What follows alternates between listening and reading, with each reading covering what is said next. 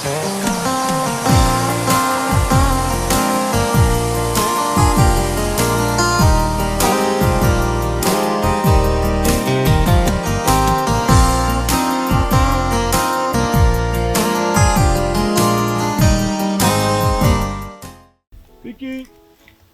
Stop! Vicky! Sorry, Vicky! What? Sorry! My friend! Open me to so me! Sorry! Ikaw wala ba ako sa sibuk? Diba ayaw pa ya o? Ang talak ko pa maya.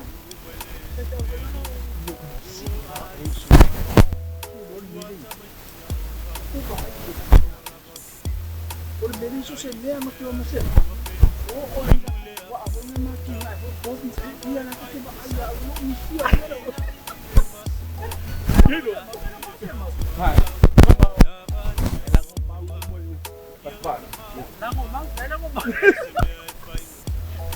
Kamao mo to mo. Kasi mo ba may all lang ko nga ni pa na wala.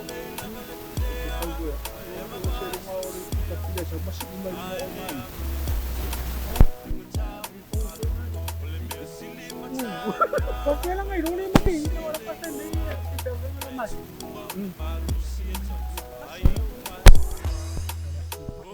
Alo la que falla.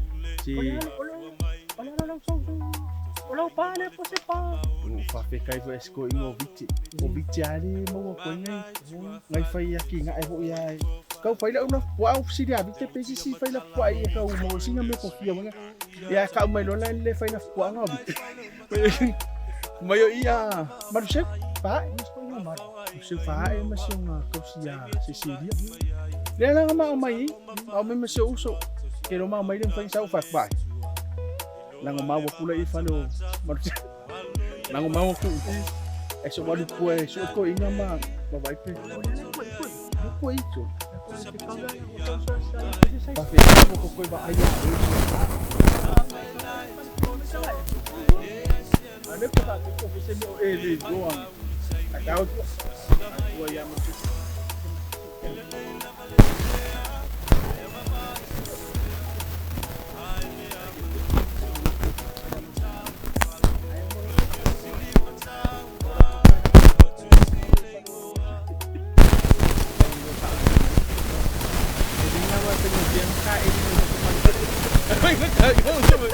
Patalo patun mga na tununde jas papupungan ni bukan ko na asya de ko mo ya tina ya kita lagi ya MALUSEU ya MALUSEU kita sa tina ko kuai na upo ya ama se po do sino le wala ngai tu ya go mi ya tu so se po do so ni kan se mana ina tono mawa ya se ba na mga po halan pa so tam mo soi fuacha mai sei la tu ia o lo fu fa tino la tina o la po ka o le lulu mo loi mata e sele o ia ma le nganga fia o le o na le fo i ma le fa maoni e fa maoni o ia nai meiti e pule fo o ia i mea tele o puia o masani ai le kerusiano e fa matartalai le ta ua o nga luenga e fa tino ma le loto fa maoni ina ia pale matiu fa matala o i manuia fa so mai e le tua a tonu e mawhai le tātou por kalame o na fa o ngā ina upune e tau ma manuai le soifua ngalue ma le soifua tautua o le whetalenga ia MALUSEU fa ae mua ngutu tangata mo siona tausi ia Cecilia o le afio anga o mali ina wasia na la tina e o le lo ipo le lafu me tua lo e pei ona tau papalu se ia tia iai lo la ainga ai mai se e tua ma vangali mai le tautua i le ngaluenga le tua o se atina e fou mo le tama ia MALUSEU ai o se atina e fou ia manatu le tama o se atina e tua iai lo na ainga masiana whanau o le lua afe ma le lua kas sa au amaka mai le ngaluenga le whaingo o lapua ia male mo ia o mana le mo ia o MALUSEU le maile ai mo ia la o kangola ia faile le me kwalo ala ka kero ka ika ia se fe foi la ka kupe mo me foi fa la velave ia ma me o kausinga foi o ainga ma ia me se foi le kupe mo ai a mga mia ia fa kauli pua mo mai sa la kupe kausi ia fa nga ai O le amatamatanga lava o se atina. E leo se itu e whai ngofi. Pei foi ona mo maule nei ta maa whai atina. O se vaenga sili leo ona whai ngata. O le taimi whatua a tau a mata le lafu pua. E le ngata o le tau paluina o manue a mata ai le lafu. Ai o le tau a putiputinga ma le whaafai le leina. Ina ia mautino ai ola masolonga le le iai le atina. Ila o Vava ai foi kausinga ngai me meola. E fai sing finka. Fai sing finka onga ole kaimi foi le wa kwa amaka. Ia o fakingonga foi la o meio le fafanga. Ia mi se foi la o kulang ole loilo ole pa. Ele fai ngofi a o loka finga. O kolongo o loka ki kilo foi le mole lumanga i o ka ainga ya misel o la kfanga le mafuanga le wala ngo kango ai fai I la foi ki kilo ia e ke baba ia o se mangu foi le e suanga ka foi kongo o ngu mai ya mi se foi ala kupe mo E fia po ana mataila watina. Au fia fo ina mo mai ni so soanga de mo. ia o kusa le amakanga mai nga lawa o la u la pua e lua pua nga amaka mai nga kausi mai o le mangu finge mai mangpo ia walu ai ia mangu ia lole le amaku e mo e lole o langa kolo ai se fu le langa sa o lole i ole le saunga la le ole lafu ia mafangangau mai ia o si po au kelinga fakau e o mai kanga ka ia mo me size 2 ia ka se lau ka la ia fakau ia le nga ka foi nga ia o me foi e kua ia i so ma ko foi ai ko langa Ole fo le amatanga e no fa na lo amatua le na matai se fulu tolo.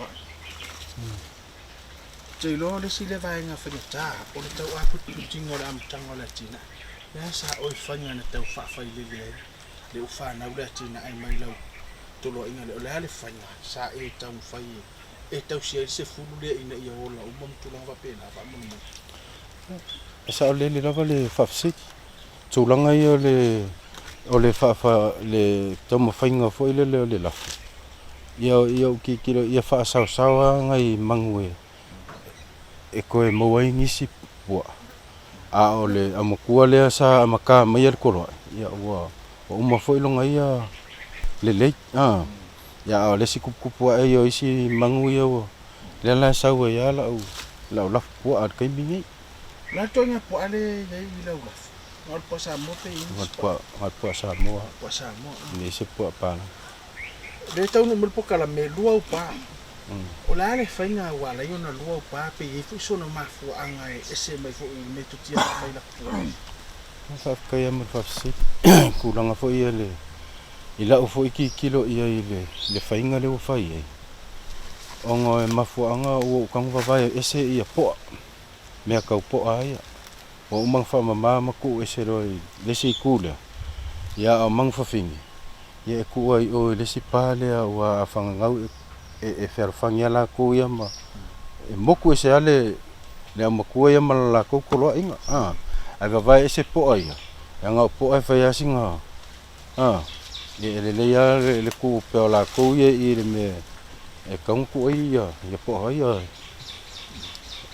o le fa ina tasi le va nga ese foi po ma la to me tir fa o ise fa me fanga le ta o me fiafi yo isi tasi te me ai mo o lava ia o le ale taimi masani ona fanga ia po ai se afo e te fanga ina i taimi ia mo Atai mo fafsiri.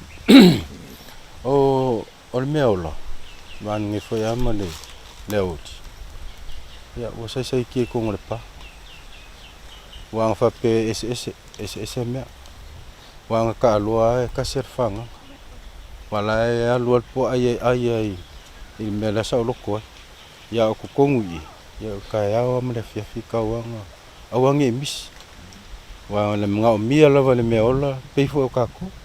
Mga mia le mea ola ia le mea ai. Ia ka ya o me le fiafi le fafanga ingia o me ko lo. Mal ka ya kule mo le fafsi. Me ai tulanga le te whaonga ine whangai. O le si vai nga fo i lea wai e si whaira fuku ai o i pua sa mo o ni mai lea. O le toe ai e pua o lani tuloa. A o wai e whaira ni me to tia whaira pua ai. Le tulanga na le o le mea i whangai pua. Ai mo ona vai o le ale le ai le pena o le popo por tulanga pena kong. Whaktai mo fafsi. O tulanga le ia pua. Ele ase me wakupu mai ia pua ai koe ngā mea.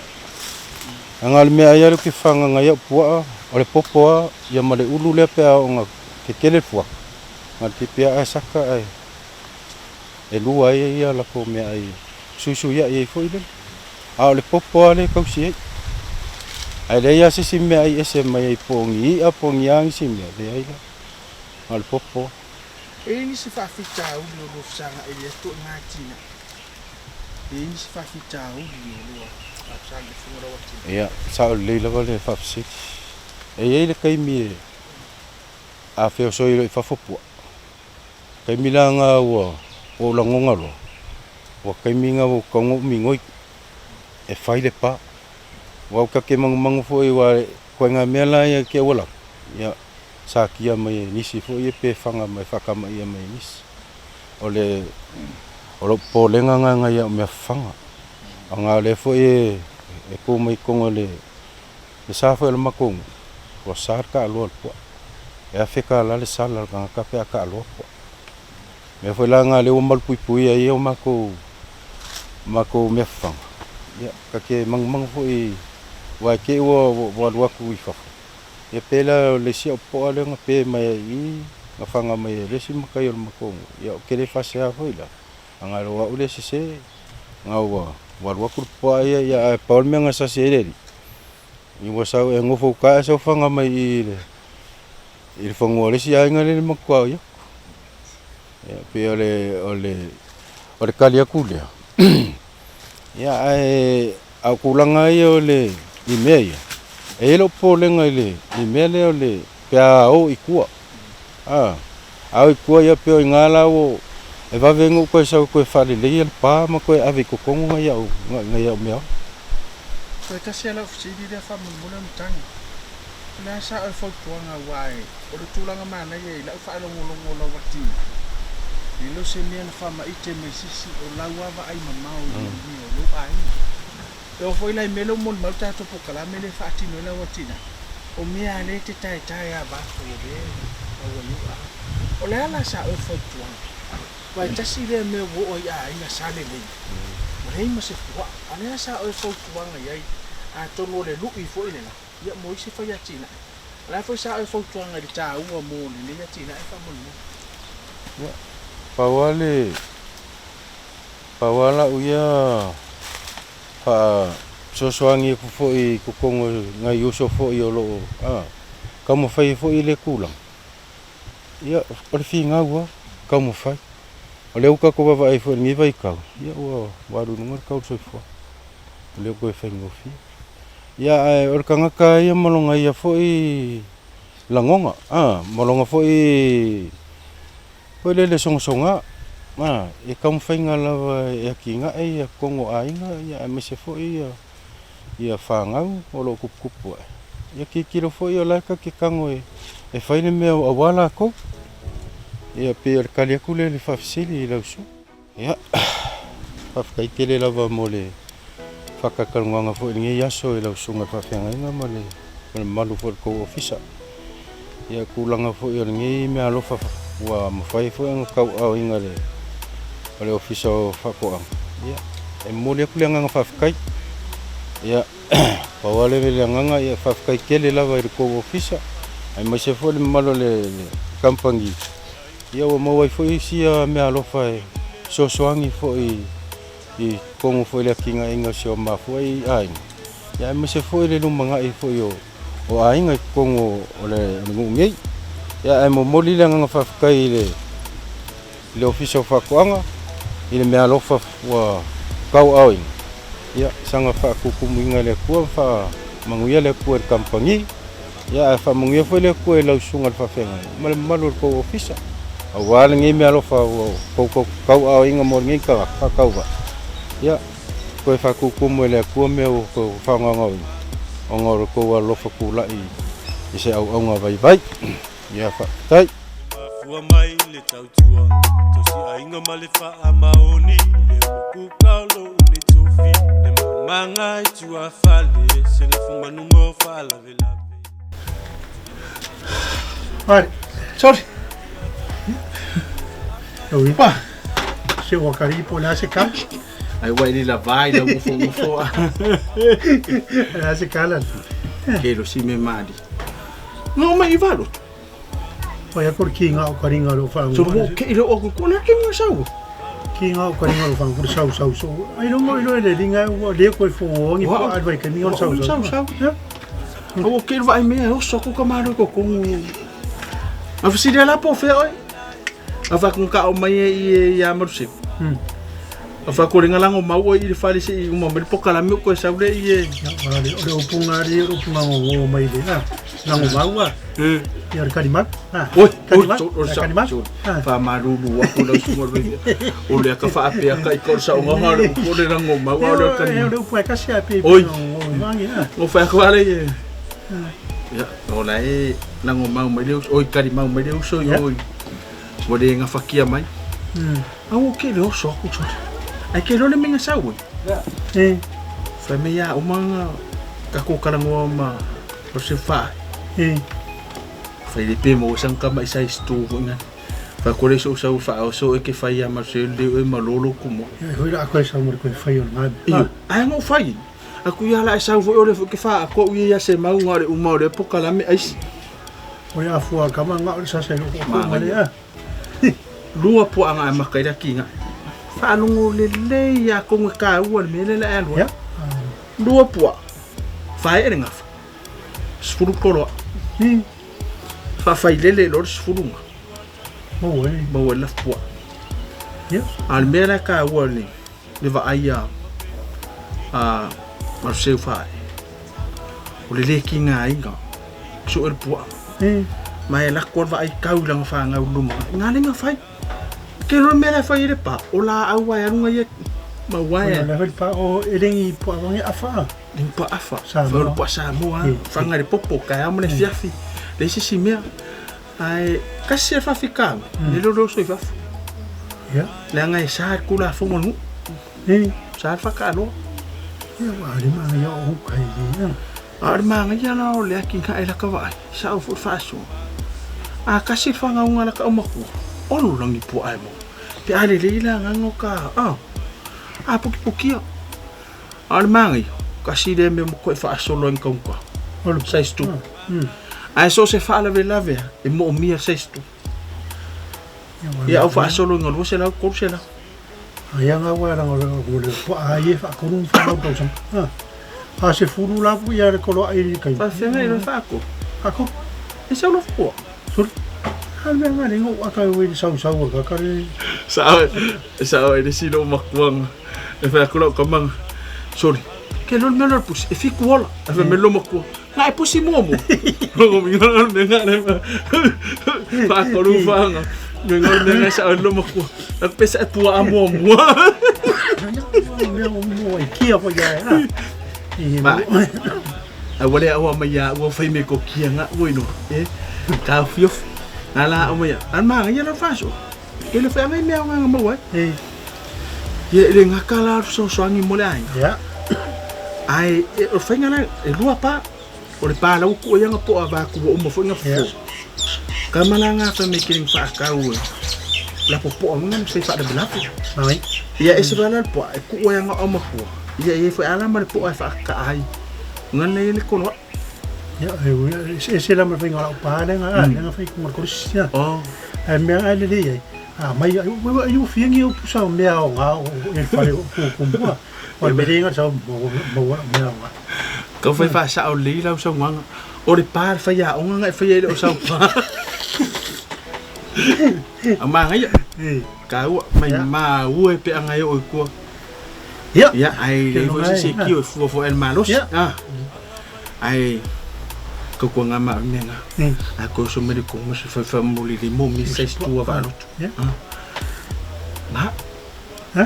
Ska se stu fa ko pe. Ya la ko fa mo fo ka ma ko ai. Eh? Ma no ko. E o kingel ma ko ai ngol ka ma ro ma. Mai mo fa fonga na tunu o ile fa soa.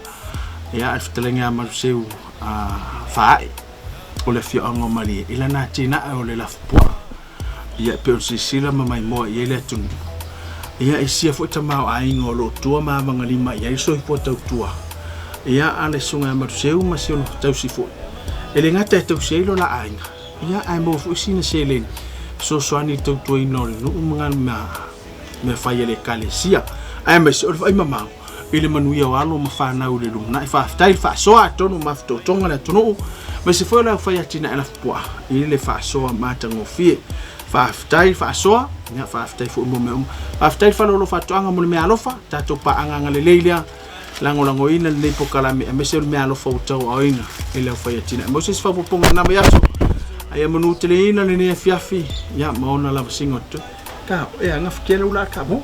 No se va, ya, no me causa miedo. Ya va ai ne. Ya ye po ko mai ki yo va inga no ngi mi ai. Kau. Se kai. Ya, kai.